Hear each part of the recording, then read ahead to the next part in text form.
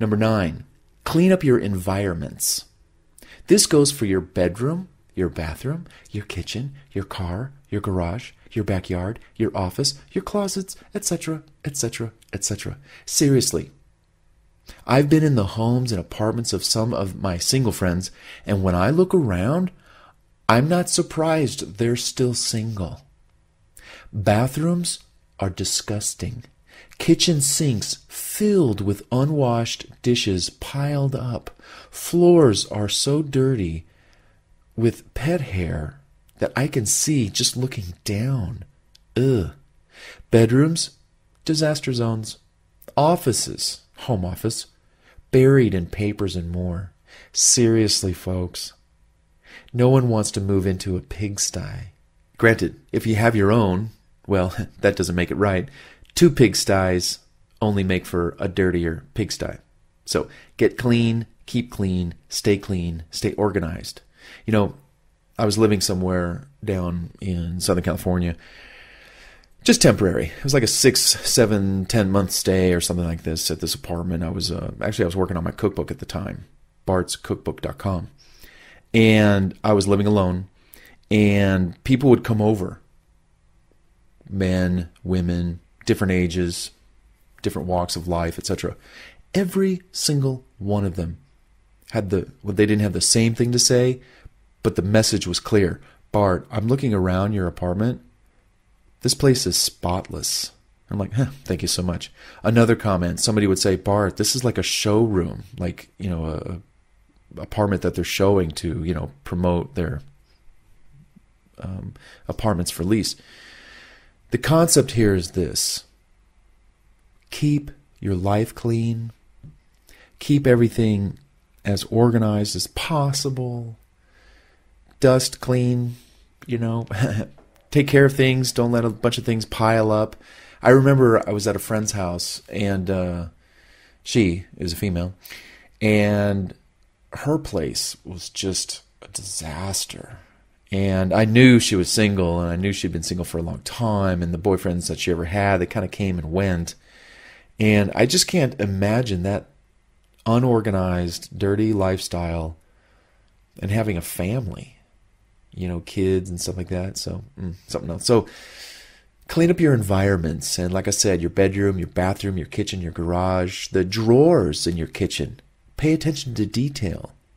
You know, you should clean those out every now and then. The little crisper bins in your refrigerator, clean those out every now and then. Get on your hands and knees and wipe that floor with, you know, different kinds of cleaning materials, etc. Keep clean. Keep clean. All right. Did I say that enough? Keep clean. Oh, don't forget to shower. I'm just kidding you. So, do you need help? Ask someone to help you with organization. So, my house is a wreck, and I don't know how to organize it. Bart, can you help me? I've actually had people, you know, comment, because maybe I made a comment, like I look around and I go, you know, this place is a little disorganized. And they go, well, I don't know what to do. I don't know where to put my papers or my books or this or that. And then I would make suggestions like, well, what if we get a couple of bookshelves, put them here and here. We take this desk, we move it around like this. We put this over here. We arrange this over here. And before you know it, you've got so much flow and energy. And she goes, oh, and this isn't just not one person. I've done this a couple times. And people are always impressed with, again, you know, just how I kind of organize, let's say like a home office or something like that, or even a bedroom.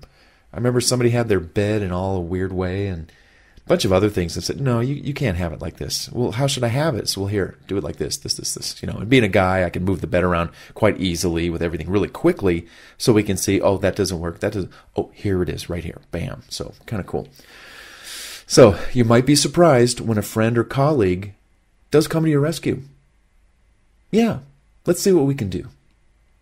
Organization and cleanliness attracts those who are also clean and organized themselves.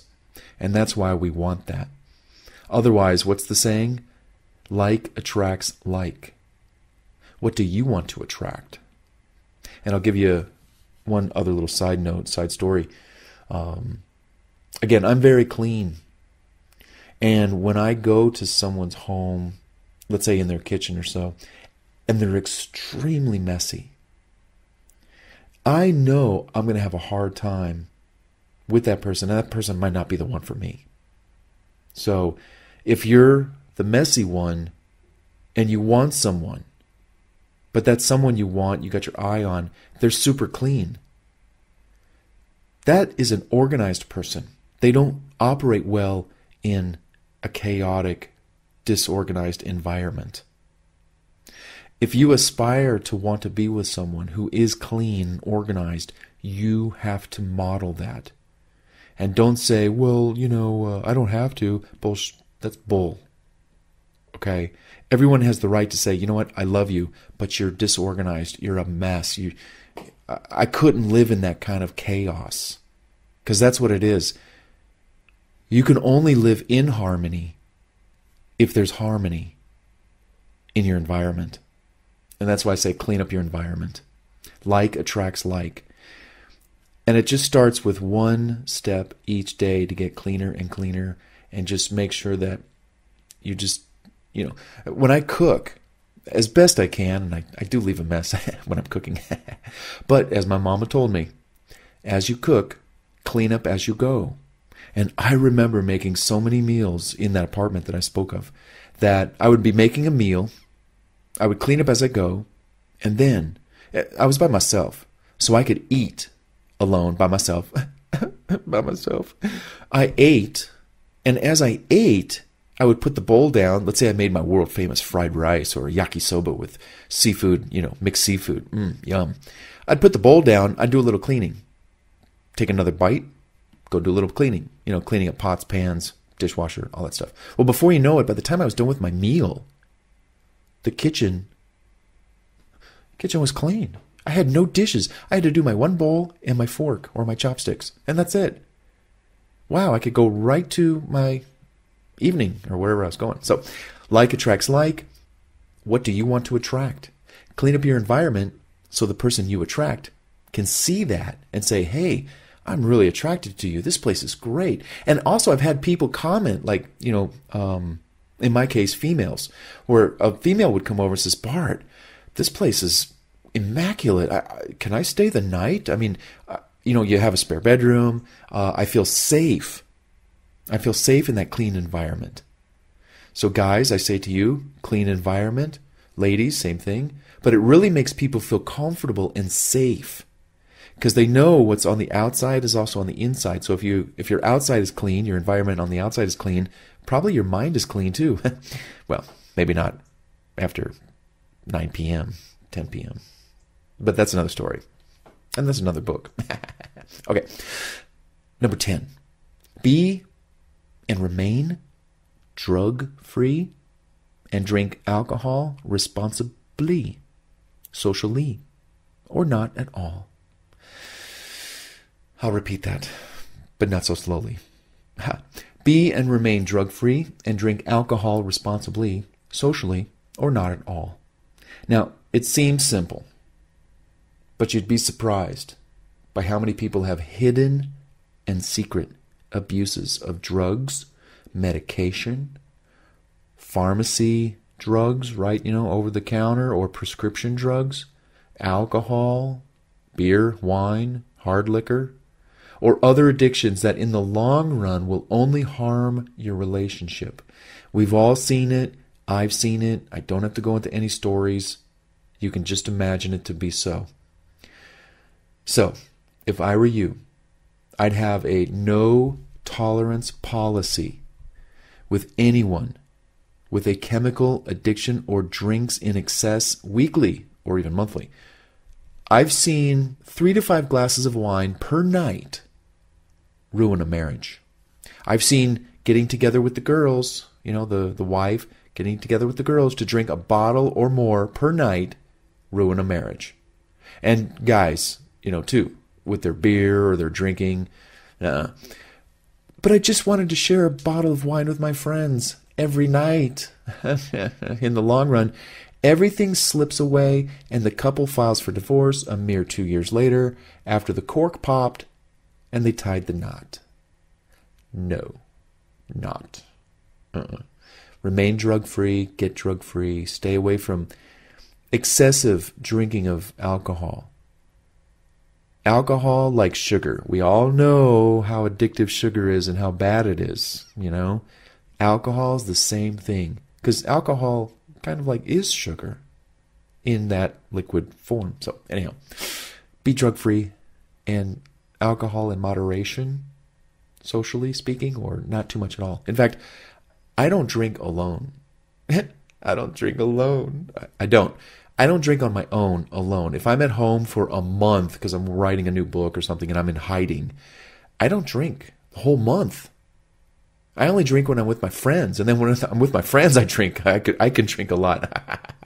805 Firestone. Amazing. Beautiful beer.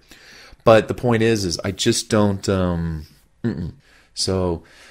And it helps, and it pays. The mind stays clear. Now, I know somebody who she drinks wine a lot. And every now and then when I talk to her on the phone, I can tell she's been drinking wine too much. And it's not good. So, okay, all right. Number 11, always be improving your skill base, your knowledge, education, and enhancing your career success for both personal and financial growth.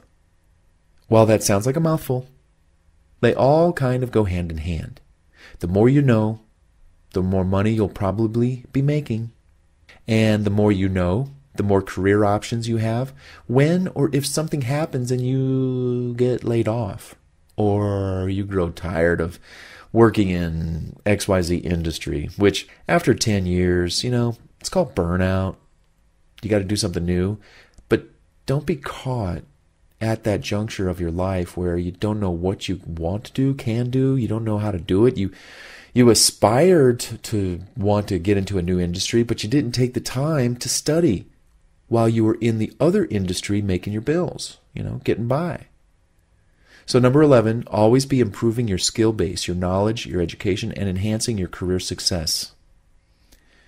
And number 12, stay healthy, stay in shape, and watch your weight.